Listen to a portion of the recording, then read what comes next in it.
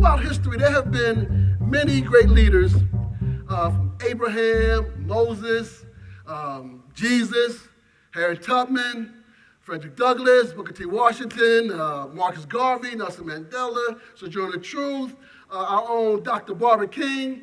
And we have great leaders among us right now as well. We have leaders that are here every day. And the characteristics of all of those leaders are the same. They have similar characteristics. So there's a certain willingness to lead. Everyone can't lead. Everyone is not supposed to lead. Now today, I want to talk about a great leader amongst us.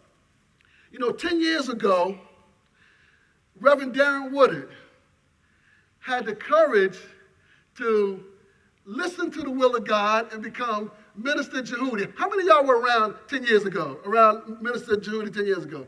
Okay. So for those that were not, let me tell you a story very quickly.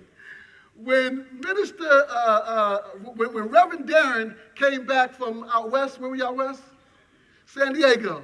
They came back to Hillside. Everyone was excited. And Dr. Barbara said God told her that he was supposed to be her assistant. He's supposed to be the one that leads. God told her that. Okay. Now, some of the elders, they didn't hear what God told Dr. Barbara. So it was a little challenging there because he was a young man. He was like 38 years old, something like that. 38 years old. It was like, nah, he's not. We need a leader that's been around for a while. So when Reverend Darren got that appointment, it was controversial from the door. And yet his willingness to lead superseded all those other things. So he began to assemble his team around him. And I was wondering, I was a student at the time, and he put me on his team as well. And so it was a lot of us that were young, and yet we were so eager and enthusiastic that we wanted to help Hillside go to that next level. We wanted Dr. Barbara, this when Hillside was going to celebrate its 32nd anniversary. We felt like, Dr. Barbara does some tremendous work. Big up for Dr. Barbara. Give Dr. Barbara some love. So we, as her sons and daughters, felt like it was time for Mama to chill and let us take this. Well, again, that was not something that was all the way welcome on Hillside. So when we began, we started planning the youth conference. And we wanted to have someone that we felt could speak to the youth of truth as well as the adults. And at the top of our list was KRS-One. He was at the top of our list. And Minister Jehudi was asking me, did I have any connections with KRS? And I said, well, we can use, some of our resources to try to get in contact with him. At the same time, according to KRS-One, as we were looking to bring him here, God told him that he needed to come back to Atlanta because his ministers were in Atlanta. So as we're trying to get him, he's trying to get us. So he gets here, and as the story goes, he has this email that Minister Jehudi has sent to him about Hillside and what we wanted to do. And he came to Hillside with that letter. He said, if this is true, then this is my new church. Okay, that in itself started a whole nother chain of events. 10 years ago, almost to the day, we had a big 40th birthday party for Minister Darren, and that's when he announced that he was changing his name to Minister Jehudi, which means messenger of God. Okay? Now, if you know anything about Scripture, you know that there's nothing new when people come into leadership to make name changes. We know that Abram became Abraham. We know that Paul became Saul, and so forth and so on. So there was nothing new about that. However, this was looked upon as being controversial. And then to take it the next step further, the next day, Minister Jehudi did a lesson at Hillside that's still reverberating at Hillside. It was a lesson where he announced the big change and what was going to be going on. And some people looked at that as almost hearsay. You know what I'm saying? It was like, oh my God, what's going on? They trying to make this a hip-hop church, and they trying to take over. But that was nothing close to that. What it is that when you are willing to lead, you have to step out and be bold sometimes. You have to step out and do some things that even the people that may want you to lead them may not really understand. So I applaud the courage of Minister Jehudi that, for him to be in that position, to be the number 2 person at Hillside, and then to be told, well, nah, you can't do that here, and if you want to stay here, then you got to be this kind of leader. But all of us as true students that know wherever we are, God is. So above and beyond anyone else, you always have to listen to that still small voice within you. Word? Word? You have to be courageous enough to do that. Yet, that's easier said than done. I know you all have heard me tell this story plenty of times. I was one of those ones that said, I don't know. Judy. You might just want to chill a bit and hang out at Hillside. We could rock it here. I don't know. I'm just being honest. Because it was like, first of all, it was just hard to really fathom how they couldn't see where we were. You know, how we just want Hillside to be the best that it can. To this day, I love Hillside. I hope everyone has the same opportunities that I have to study at Hillside and get the lessons and things of that nature, because it truly changed my life. It changed the whole trajectory of not only my life and my family, but my community around me.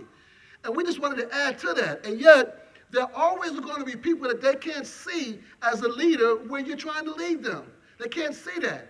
And yet you can't pull back from your leadership. You have to be courageous enough to step out in that leadership. So when you look at even someone like Dr. Martin Luther King, you know, we get ready to celebrate the 50-year anniversary of the March on Washington, right? So people are all excited. Yes, the March on Washington. I have a dream. Wonderful, brilliant speech. And yet the king that had a dream in 63 was not the king that they murdered in 68. Word? So even his leadership, if you look in the history books and look at his real life, as great a leader as he is and was, he was not during his time even looked at that kind of way. Even in Atlanta, he wasn't looked at, oh, we love him now, 50 years later. But when he was in Atlanta, no, not at all. Even his own family was not really supportive. They was telling him that maybe you need to slow down with all this. You know, maybe y'all need all these marches and no, gradualism is what they were talking about. But again, to be a leader, you have to be courageous enough to step out there. You have to be fortified enough in your own spirit to listen to what God is telling you to do.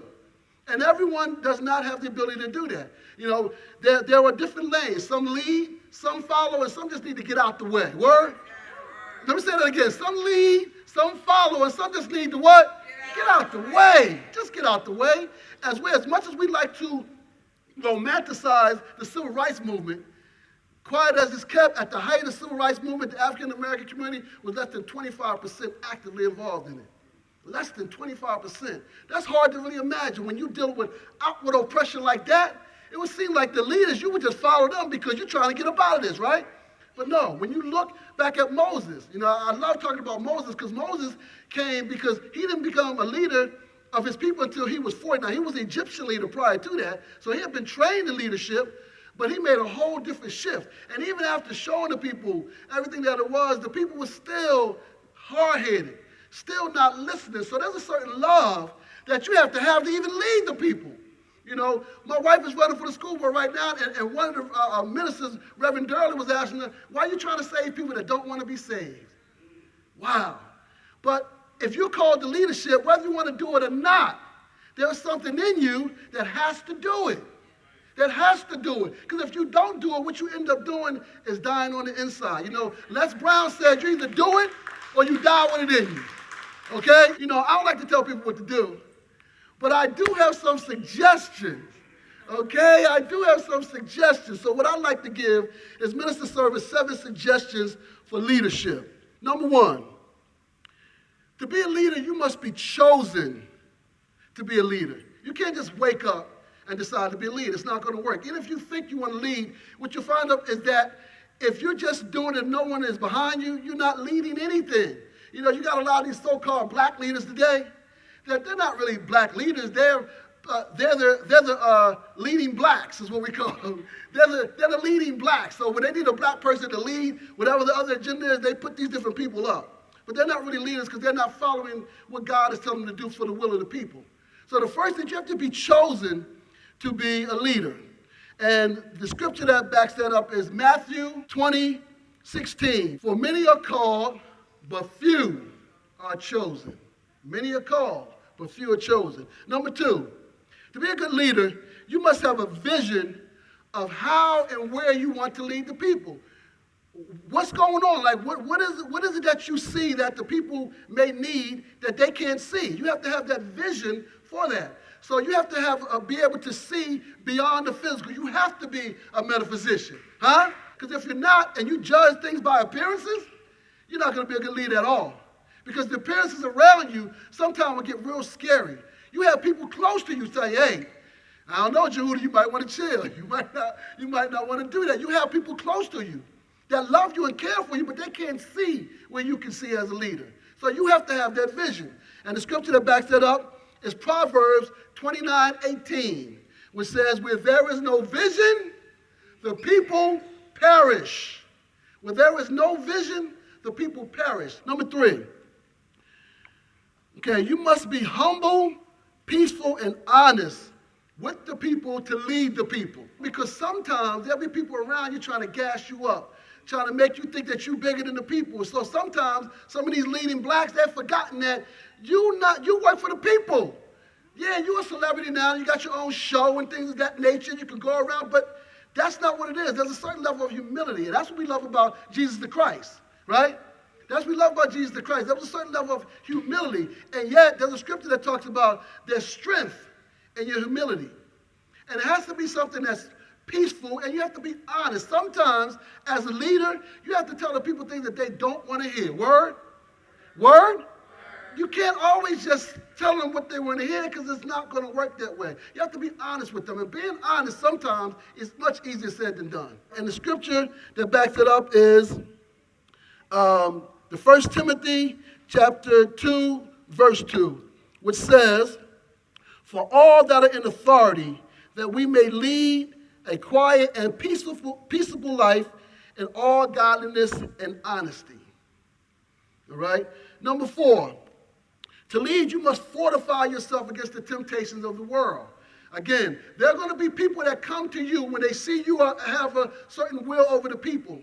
They're going to come to you and try to sway you in this way, sway you in that way, offer you this and offer you that. Come to you as a friend, but they really don't have your best interest or the people that you're leading at heart. So you have to fortify yourself against those type of things. And the scripture for that is Psalm 139:24, which reads, if there be any wicked ways in me, lead me in the way of the everlasting. If there be any wicked ways in me. You know, we have to, as leaders, we have to constantly check in with God to make sure that we're staying on course and on path. We can't just go in our own minds or go by the things around us. We have to be careful. So we go to God to check in with that. Number 5, you must have the courage to lead in all circumstances, even when it's hard and unpopular. Let me say that again. Even when it's hard and unpopular, all of us want to be like, give yourselves a round of applause. Give yourselves a round of applause. Everybody likes that. Everybody likes to hear applause. And yet, as a leader, that's not going to happen a lot. You know, when Dr. Martin Luther King Jr. wrote the letter from the Birmingham jail, you know, he was writing that letter to other ministers that was telling him that, you know, what you're doing is just rabble-rousing and this and that. It was not popular. He was not popular during this time. Malcolm X, who we love. Harriet Tubman, who we love. Marcus Garvey, all the leaders that we love. When you study their lives, they were not always popular. They had to make the hard and unpopular decisions, and yet now we live in those decisions. Word? So it's the same thing. So to be a leader, you have to be willing to lead even when it gets tough and challenging. And the scripture for that is Psalms 27. And it reads, trust the Lord, be of good courage, and he shall strengthen your heart. So again, you have to trust in that. And the courage part is really important. You know, the serenity prayer says, Lord, grant us the serenity to accept the things we cannot change, the courage to change the things we can, and the wisdom to know the difference. I love that because that's what you have to, sometimes there are things that we can change, but we have to get our own courage up to change those things. Number 6, you must have faith in God, yourself, and the people that you're leading. Okay? And the people that you're leading. Because sometimes, particularly us as black people in America, let's just keep it 100. Black people in America, sometimes you're like, you know what? These Negroes is just, I'm not dealing with them no more. And yet, when you have a love, even if you say that, you're going to get right back up and turn around and lead the people because you have to have a love of the people that you're leading, even when they don't love themselves. Or should I say, especially when they don't love themselves. Especially when they don't love themselves. Because that's what separates you from being a leader from the people. That you have a love of God, you have a love of yourself, and you have a love of the people. And the scripture for that is Mark 11:24, which says, what things soever you desire when you pray, pray that you will receive them and you shall have them. So there's a certain faith. You know, faith is the substance of things hoped for, and the evidence of things that are not seen.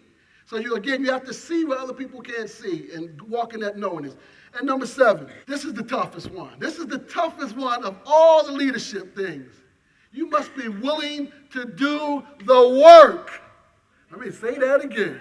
You must be willing to do the work. Because some people, again, the leading blacks, they want to be in position, but they don't want to do no work. They think, well, I'm in this position, and the people are going to do the work, and I'm going to lead them. No. The best leaders are the ones that lead by what? Example. And the work is not an easy work. Minister Jehudi has been leading InSpiritTruthCenter for 10 years. That is not easy work. It is not easy work. To make people understand, first of all, you know, Minister Jehudi always emphasizes that you are God. That you are God. He's not trying to get you to follow him at all. He's not even trying to get you to be a member of InSpiritTruthCenter.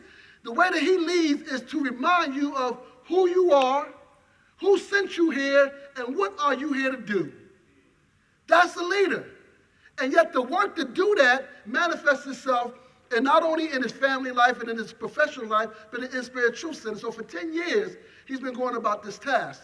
And I applaud Minister Jehudi for that, because it's not an easy thing to do at all. You know, people often ask me as far as getting involved and having a church. I tell them, no, I'm not.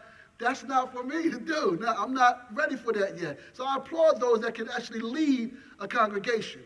It's not easy work. It's a daily operation. Even though we just come here on Sunday, it's a daily operation. Word? Word? Okay. And the scripture for that is James chapter 2, verse 18. It says, faith without works is dead. You can have all the faith in the world. You can sit around and hope and pray and hope you hit that right prayer note and God hook you up. It ain't going to happen. Let me tell you something. God has done everything for you that he's going to do. God ain't doing nothing else for you. Nothing else. You know why? Because he's giving you everything that you need. You are God.